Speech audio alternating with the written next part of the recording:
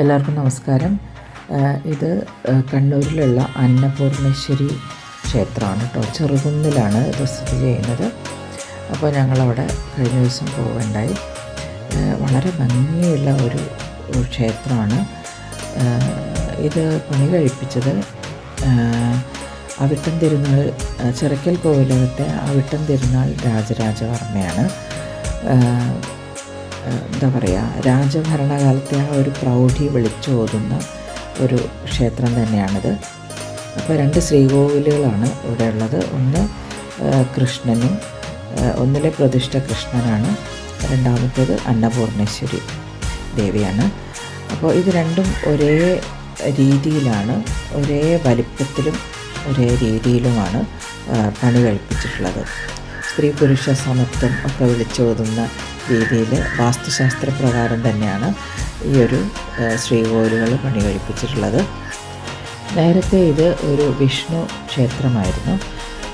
പിന്നീട് കാശിയിൽ നിന്നും മറ്റ് 2 ദേവതമാർക്കൊപ്പം എത്തിയിട്ടുള്ള അന്നപൂർണേശ്വരി ദേവിയെ ഇവിടെ പ്രതിഷ്ഠിക്കുകയായിരുന്നു. ഇതിൻ്റെ പുനഃപ്രതിഷ്ഠ നടന്നത് 94-ലാണ്.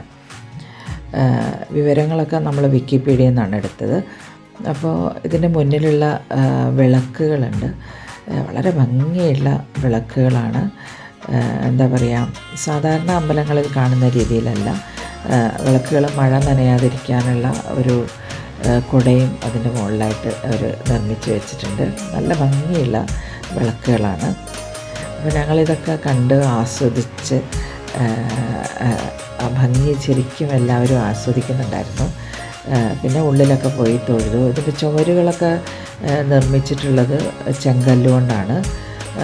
ഇവ വെല്ലവും അതുപോലെ അവിലും ഉപയോഗിച്ചാണ് ഇതിൻ്റെ പ്ലാസ്റ്ററിങ് പേസ്റ്റ് ഉണ്ടാക്കിയത് എന്നാണ് പറയപ്പെടുന്നത്. ചരിത്രത്തിൽ പറയപ്പെടുന്ന കാര്യമാണ് കേട്ടോ.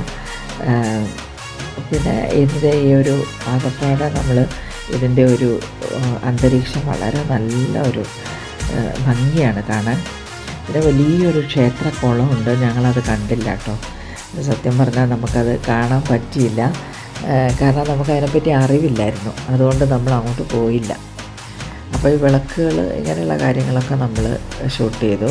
പിന്നെ ഉള്ളിൽ സാധാരണ നമ്മൾ ഹിന്ദു ക്ഷേത്രങ്ങളിൽ ഉള്ളിൽ ഷൂട്ട് ചെയ്യാറില്ല, അതുകൊണ്ട് തന്നെ നമ്മൾ ഷൂട്ട് ചെയ്തിട്ടില്ല. അന്നപൂർണേശ്വരി ദേവിയുടെ ക്ഷേത്രം ആയതുകൊണ്ട് തന്നെ ഇവിടെ ഭക്ഷണമുണ്ട്. വരുന്ന ഭക്തർക്കൊക്കെ ഭക്ഷണമുണ്ട്. ഞങ്ങളോടും പറഞ്ഞിരുന്നു അവർ ഭക്ഷണം കഴിച്ചിട്ട് പോകാമെന്ന് പറഞ്ഞിരുന്നു. 12-12:30 ആകുമ്പോൾ വരുന്ന ഭക്തജനങ്ങൾക്കെല്ലാം ഇവിടെ ഭക്ഷണം കൊടുക്കുന്നുണ്ട്.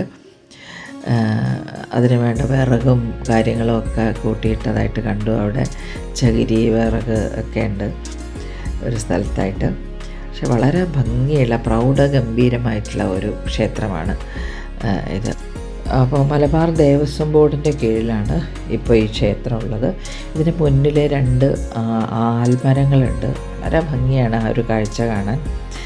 അപ്പോൾ കണ്ണൂരിൽ വരികയാണെങ്കിൽ തീർച്ചയായിട്ടും നിങ്ങൾ വിസിറ്റ് ചെയ്യേണ്ട ഒരു അമ്പലങ്ങളിലൊന്നാണിത്. വളരെ ചരിത്ര പ്രാധാന്യമുള്ള ഒരു അമ്പലമാണിത്.